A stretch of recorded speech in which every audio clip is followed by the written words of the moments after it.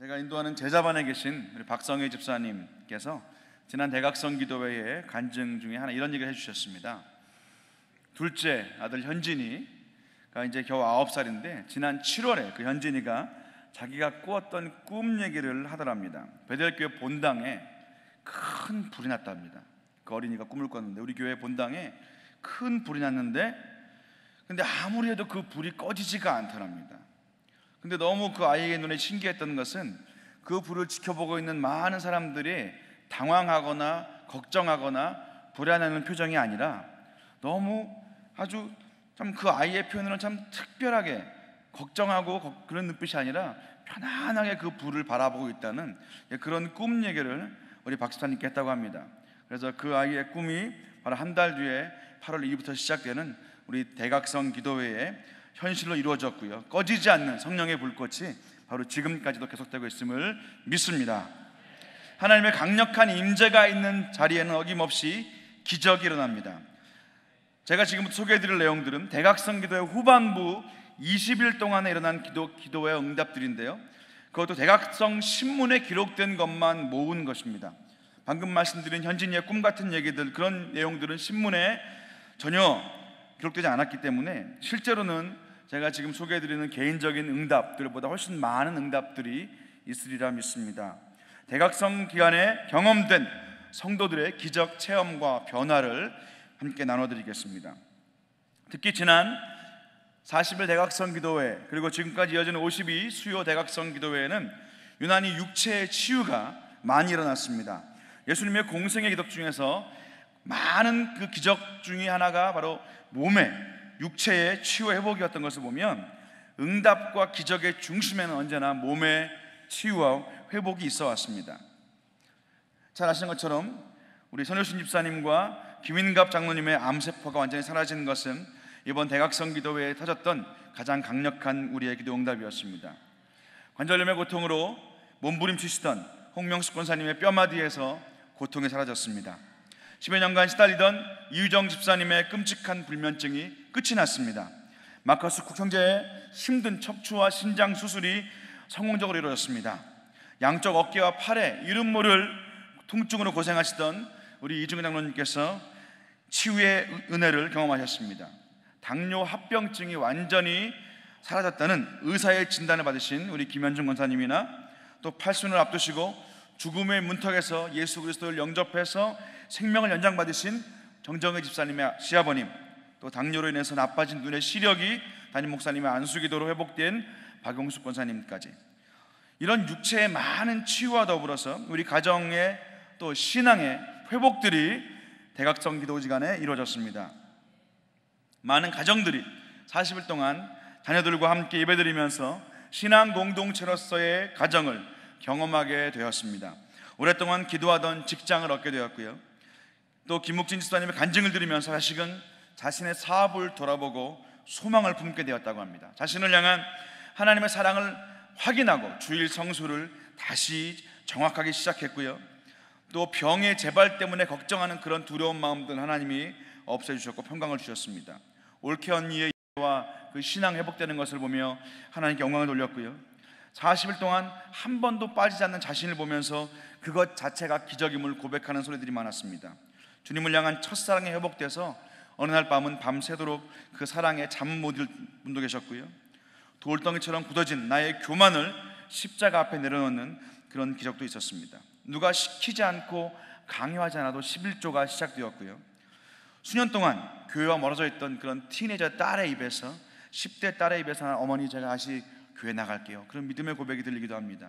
예배가 끝나고 돌아오는 차 안에서 아들의 눈물을 보며 그 아들의 입으로 부모님께 사과를 하고, 10살 된 딸아이가 담임 목사님의 설교 말씀을 은혜 받아 눈물을 흘리고, 7살 된 남자아이가 자신의 입으로 내가 성령 받았습니다 그런 고백을 하고, 5살 된 손자 라이언이 그 아멘 행진 우리가 잊지 못하죠. 또 갑자기 나이스해진 엄마 때문에 당황스러우면서도 기뻐하는 우리 자녀들의 웃음이 있었고, 예배 시간 내내 기적적으로 집중을 하던 우리 자녀들의 모습 보면서 행복해 하시던 부모님들이 있었습니다. 그동안 잊고 지내던 신앙의 열정을 회복하고 성령 안에 살아야겠다는 고백이 40일 내내 성도들의 입과 가슴을 통해, 그리고 이어지는 52주 수요 대각성 기도회를 통해서 그렇게 터져나오고 흘러나올 줄 믿습니다. 이 모든 개인적인 기적들, 개인의 삶 가운데 나타난 하나님의 크고 작은 기적들은 절망에서 소망으로, 죽음에서 생명으로, 묶임에서 노임으로 변한 그런 기적들이었습니다. 잠깐 우리 함께 읽은 말씀으로 가보면요, 예수님이 밤새 고기잡이로 피곤한 베드로에게 가시죠. 가서 다시 나가서 깊은 데로 고물을 던져라 말씀하십니다. 베드로는 순종합니다. 그리고 그물 가득히 고기를 잡아옵니다.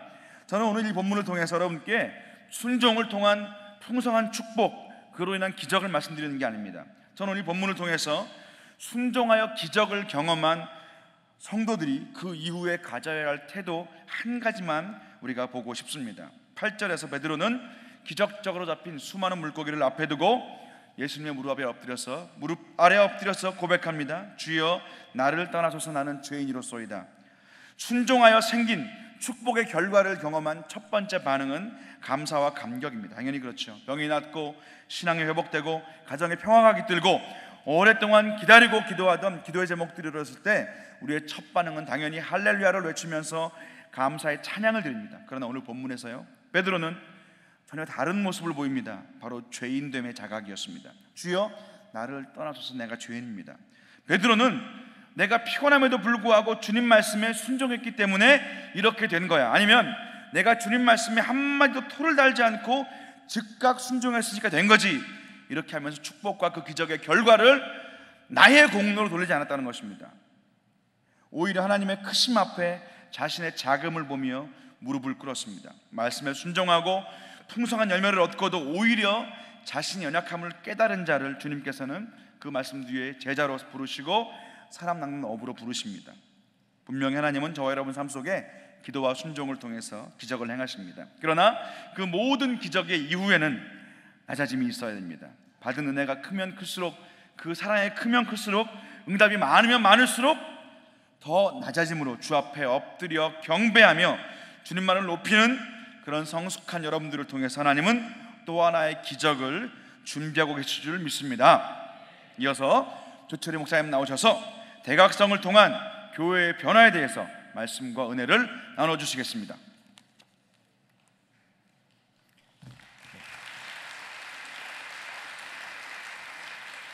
네, 제가 2번 타자입니다. 말씀 먼저 보시겠습니다. 로마서 12장 1절에서 2절 말씀입니다. 로마서 12장 1절에서 2절 말씀, 256페이지 신약성경.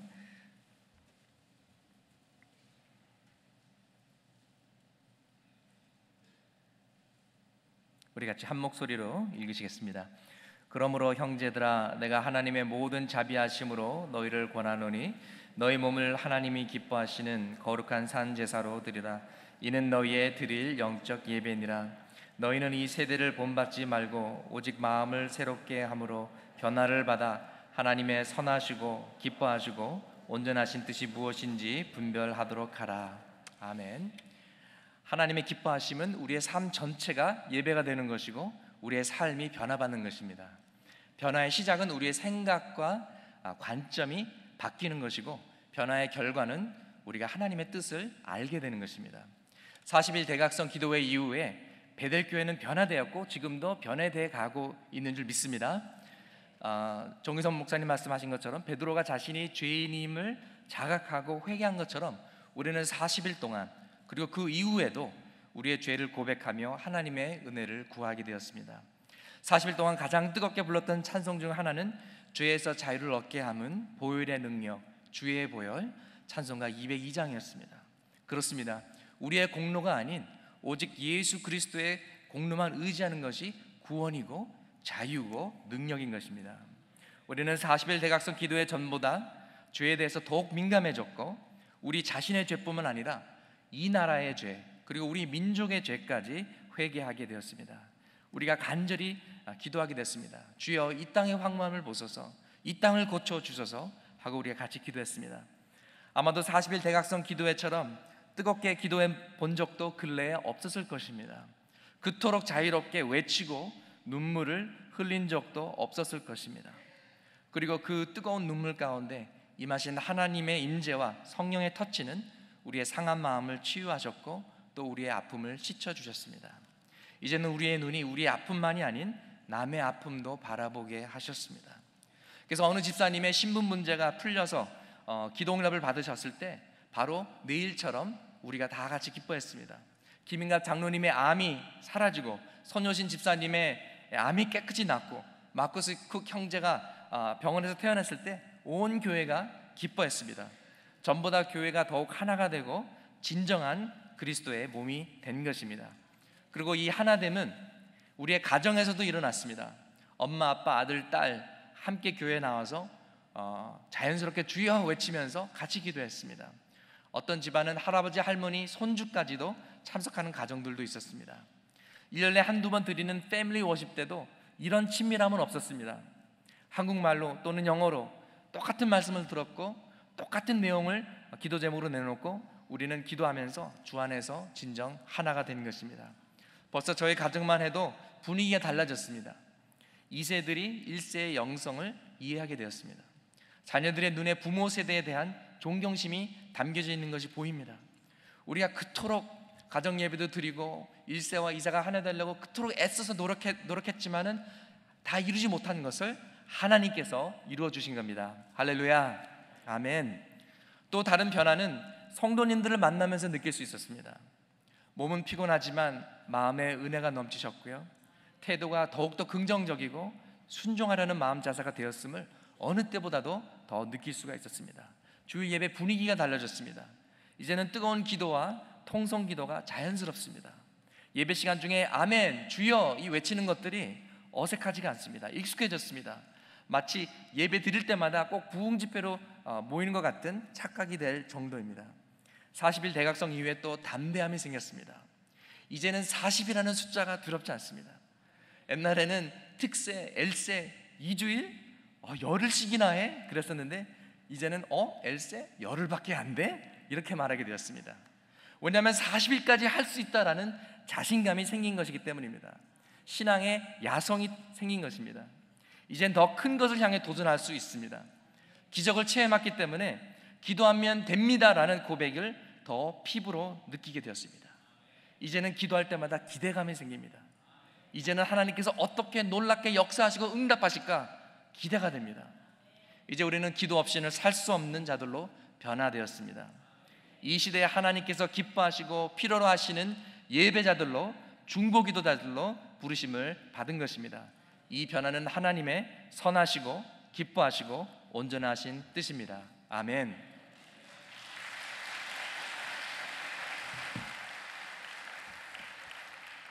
베들교회 와서 많은 훈련 중에 하나가 이 설교 훈련입니다. 특별히 정말 봤도 듣도 보지 못한 5분 설교, 10분 설교, 15분 설교, 20분 설교, 시간대별로 다 해봤습니다. 히브리서 11장 6절 말씀입니다.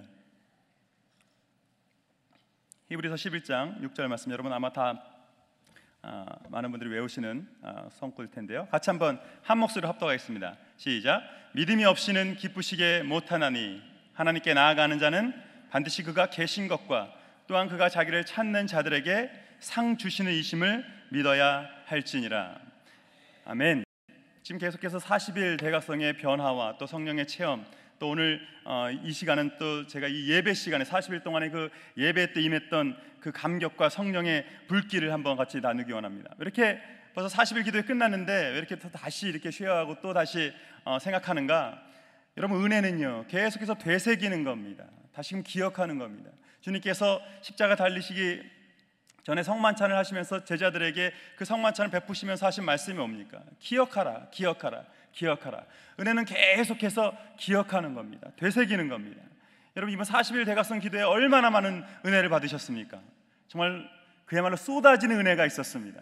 저도 제 딸한테 처음으로, 여러분 아마 그 자녀들한테 많이 들었을 거예요. 저도 제 딸한테 처음 듣는 단어를 이 40일 예배 때 들었어요. 예배 끝나고 오더니 제 딸이 눈물을 막 흘리면서 나 오늘 은혜 받았잖아, 나 오늘 은혜 받았잖아 그러는데 저 그 말 처음 들어봤어요. 여러분, 정말 이 40일 예배 동안 얼마나 많은 은혜가 있었습니까? 근데 여러분, 다시 우리가 이 예배에 대해서 정리하기 원합니다. 여러분, 예배가 뭡니까? 예배가 뭡니까? 뭔지는 알고 계시지만 여러분, 예배 그러면 찬양하고 기도하고 예배 시간에 모여서 하나님을 높여드리고 좀 두리뭉실 넘어가기가 쉬워요. 오늘 이 말씀이 바로 예배에 대해서 말하고 있는 겁니다. 예배, 하나님께 나아가는 겁니다. 하나님께 나아가는 것이 예배입니다. 그 뒤에 뭐라고 돼 있어요? 믿음이 없이는 기쁘시게 못하나니 하나님께 나아가는 자는 하나님을 기쁘시게 하는 것, 하나님께 나아가서 하나님을 기쁘시게 하는 것, 또 하나님을 어떻게 하면 하나님을 기쁘시게 할까, 그거 생각하는 것, 그것이 예배입니다. 하나님을 기쁘시게 하는 그 믿음, 그것을 가지고 내가 어떻게 하면 하나님께 영광 돌리는 삶을 살까, 이런 뭘 우리가 해야 한다고 자꾸 생각을 하는데, 오늘 말씀에 의하면 예배는요, 우리가 하나님을 기쁘시게 하는 거요, 하나님이 계신 것을, 하나님이 살아계신 것을 믿으라고 말씀하십니다.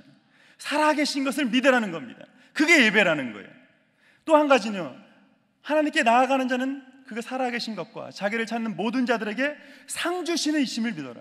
상 주시는 이심을 믿으라는 겁니다. 그게 예배라는 겁니다. 하나님께서 살아계시다는 것과 하나님께 나아가는 모든 자들에게 상 주시는 이심을 믿는 것, 이것이 예배자의 믿음이라고 하는 것입니다. 다 믿는데, 하나님 살아계신 거 다 믿는, 하나님이 살아계신 거 알아요. 걱정 마세요. 여러분, 그걸 말하고 있는 게 아니에요. 하나님이 우리와 함께 하시고 살아계시다고 한다면 늘 하나님의 임재 속에서 우리가 하나님 옆에 계신 것을 늘 인식하고 말하고 행동하고 찬양하고 기도하고 전도하고 헌신할 수 있어야 한다는 말씀입니다. 여러분, 하나님께서 여러분과 함께 계십니까? 하나님 여러분 삶 가운데 살아계심을 믿으십니까? 여러분, 그것이 예배자의 마음입니다. 여러분, 예배는요, 우리가 생각하는 것보다 훨씬 더 우리에게 큰 영향을 주고 있습니다. 예배는요, 우리가 생각하는 것보다 훨씬 더 많은 영향과 은혜를 우리에게 끼쳐주는 것, 바로 그것이 예배입니다. 여러분, 예배는요, 우리가 그 어떤 노력을 통해서도 변화할 수 없는 것, 변하게 할 수 없는 것, 바꿀 수 없는 그것을 바꾸게 하는 것, 그것이 실은 예배입니다. 생각을 바꾸고요, 삶의 패턴을 바꾸고요, 우리의 심령을 바꾸는 겁니다. 뜨뜻미지근했던 마음들이, 식었던 그 열정들이 되살아나게 하는 것, 삶의 이유를 발견하게 하는 것, 바로 그것이 예배라고 하는 사실입니다. 여러분, 사마리아 여인 기억하시죠?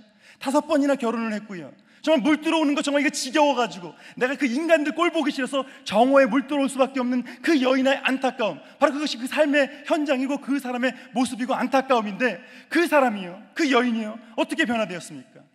예수님을 만나고요, 은둔형에서 전도형으로 바뀌었습니다. 배척형에서요, 배려형의 사람으로 바뀌었습니다. 왜요? 예수님을 만났기 때문입니다. 예배가 뭔지 알게 되었기 때문입니다. 우리는 그리심산에서 예배드려야 한다고 하는데, 당신들은 예루살렘에서 예배드려야 한다고 하니 어디서 예배드려야 합니까? 아니, 예배의 장소가 중요한 것이 아니다.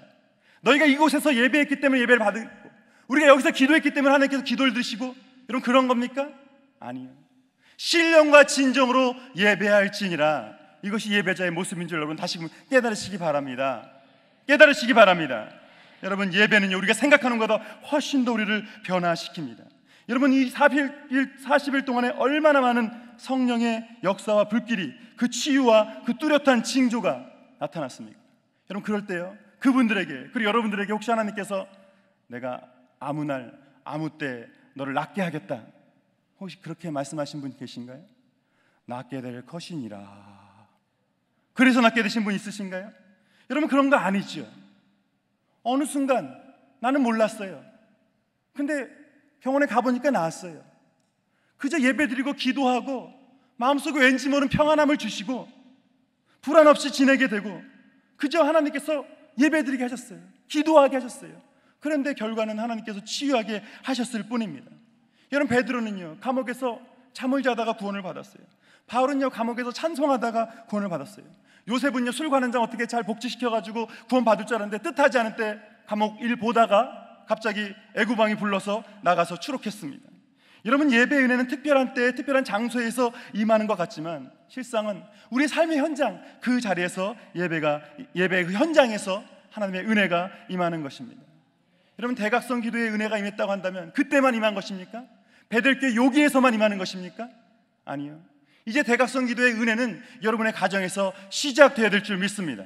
다시금 이 수요예배 가운데 52조 대각성 기도회로 다시금 우리의 기도와 예배를 새롭게 해야 될 줄 믿습니다. 다시금 뜨뜻미지근했던 신앙이 있었다고 한다면 다시 우리의 예배를 회복합시다. 다시 우리의 기도회를 회복합시다. 다시 우리의 신앙인으로서의 야성을 회복하시기 바랍니다. 나 같은 사람이 무슨 예배 드릴 자격이 있어서? 아니요. 그러니까 예배 드려야 되는 겁니다. 나 같은 사람이 무슨 기도할 자격이 있어요? 아니요. 그래서 더 기도해야 되는 겁니다. 하나님께서는요, 거룩한 자들을 부르신 것이 아니라 부르신 자들을 의롭다 하시고 의롭다 하신 자들을 영화롭게 하시는 하나님이라고 말씀하셨습니다. 마태복음 22장이에요. 혼인잔치 비유 나오잖아요. 초청한 사람들 오라고 했는데 아무도 오지 않았어요. 자기 가기 싫으면 말지 그 종을 갖다가 잡아 죽이고 능욕하고 그렇게 했습니다. 그래서 그들을 다 멸하고 임금이 아무나 선한 사람이나 악한 사람이나 다 데려와라, 다 데려왔습니다. 자격 없는 사람들을 불러왔습니다. 그럼에도 불구하고, 자격 없음에도 불구하고, 불려왔음에도 불구하고, 초청 받았음에도 불구하고 예복을 입지 않은 사람이 있었다는 겁니다. 혹시 그 사람이 이런 변명을 할 수 있을지 모르겠어요. 자격이 없어서, 나 원래 초청한 그 명단에 있었던 사람이 아니었기 때문에 내가 예복을 입지 않았노라고. 아니요, 자격 없으니까 예복 입어야 되는 겁니다. 우리가 은혜 받을 자격이 없기 때문에 오히려 더 예배에 힘써야 되는 것입니다. 오히려 자격이 없기 때문에 더욱더 기도로 우리의 입술을 정결케 해야 되는 것입니다. 나는 본인이 안 되는 사람인데 내가 어떻게 셀 목자를 하지? 나는 본인 안 되는 사람인데 어떻게 목사로서 설교를 하지? 아니요. 그러니까 저도 여러분도 하나님의 말씀 앞에 더욱더 서야 되는 겁니다. 모세는 자꾸 자격을 말해요. 우리들은 자격을 말해요. 나 같은 사람이 무엇을 하겠습니까? 그런데 하나님께서는요, 자격을 말씀하신 적이 없습니다. 1달란트를 주시면서 2달란트를 주시면서 5달란트를 주시면서 자격을 얘기하신 적이 한 번도 없어요. 그 사람을 선교사로 부르면서, 집사로 부르면서, 장로로 부르면서, 목사로 부르면서 한 사람도 어느 누구에게도 자격을 묻지 않으셨습니다. 오직 하나님께서는 순종만을 말씀하셨습니다. 순종하라. 내가 부르지 않니? 내가 너를 부르니까 네가 갈 수가 있어. 내가 너를 세웠으니까 네가 할 수가 있어. 그것이 우리가 기도해야 할 이유인 줄 믿으시기 바랍니다. 그것이 우리가 하나님께 예배해야 할 이유인 줄 믿으시기 바랍니다. 하나님이 부르셨기 때문에, 우리가 하나님 앞에 서 있기 때문에. 여러분, 40일 대각성 기도에 얼마나 많은 예배와 그 기도를 통해서 응답이 쏟아졌습니까? 여러분, 40일 대각성의 기도의 가장 큰 상이 여러분 뭐예요? 어떤 상을 치유? 그것도 아주 큰 상이죠. 기도 응답? 어떤 가정은요, 그 메디케어와 이 일이 그 이메일 교신이 잘 안 되는 바람에 그냥 갑자기 스탑돼가지고 그 액티베이션 하는 데만 2달이 넘게 걸린대요. 그래가지고 뭐 어떡하나 막 그래서 다 전화하고 막 그랬는데 그 다시 시작하는데 2달이 넘게 걸린대요. 근데 마지막에 손 목사님 여기서 파킹장에서 만나셨잖아요. 우리 오집사님 가정. 근데 이 집사님이 목사님 그래도 이제 액티베이션을 시작하게 되었어요. 2달 걸린다는 얘기인데 목사님 그것이 된 건 줄 알고 이 예배 드리면서 됐답니다 그러고 설교하셨어요. 근데 이분이 이제 하나님께서 우리 목사님 통해서 믿음으로 말씀하시나 보다. 2달 걸린다고 그랬거든요. 여러분 미국 사람들 아시잖아요. 이 나라 아시잖아요. 2달 걸린다고 했으면 최소한 2달이에요. 2달 이상 걸려요. 그렇죠? 먼저 된 것은요, 제가요 빌 날라오는 것 보고 빼고 제 시간에 날라온 걸 한 번도 본 적이 없어요. 근데 2달 걸린다고 그랬는데 4일 만에 그 일이 이루어졌습니다. 그래서 그 전에 못 받은 것까지도 다 리턴 받아가지고 다시 그 일을 계속하게 되었답니다. 여러분, 그런 큰 상도 받았지요. 근데 40일 대각성의 가장 큰 기도의 상은 뭔지 아세요? 기도하게 되었다는 겁니다.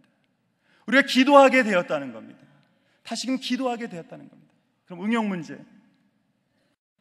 40일 대각성 여러분, 예배의 상이 뭔지 아세요? 모르세요? 기도의 상이 제가 뭐라고 얘기했는데, 예배의 상이 뭡니까? 예배하게 하셨다는 겁니다.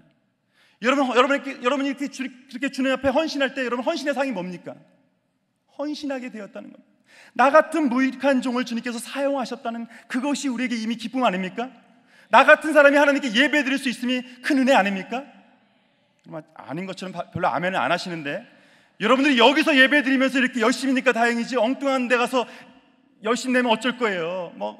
비나이다 거기서 열심 내면 어쩔 거예요. 남녀 호랑캐큐 그러면서 여러분 열심 내면 그 일이 어쩔 거예요. 안타까워서. 근데 하나님 앞에서 이렇게 부르짖으면서 주여 주여 하면서 하나님께 예배드리니 이것이 얼마나 큰 은혜입니까? 여러분, 예배하게 하심이 은혜인 줄 믿으시기 바랍니다. 기도하게 하심이 가장 큰 은혜인 줄 믿으시기 바랍니다. 그러면 52주 대각성 기도의 가장 큰 기대하시는 것과 무엇입니까? 어떤 상을 여러분 기대하고 계세요? 기도하게 하심을 감사하시기 바랍니다. 예배하게 하심을 믿고 먼저 찬양하시기 바랍니다. 그것이 우리에게 주신 가장 큰 상급입니다. 여러분, 우리가 이 세상 살아가는 동안 우리 이렇게 다짐합시다. 예배하고 예배하다가, 기도하고 기도하다가 하나님 앞에 너 뭐 하다 왔냐? 예배하다 왔습니다. 기도하다 왔습니다. 기도하게 하셔서 너무 감사했습니다. 그것이 우리 하나님 앞에 드리는 가장 큰 믿음의 고백이 될 수 있기를 주의 이름으로 축원합니다. 기도하겠습니다.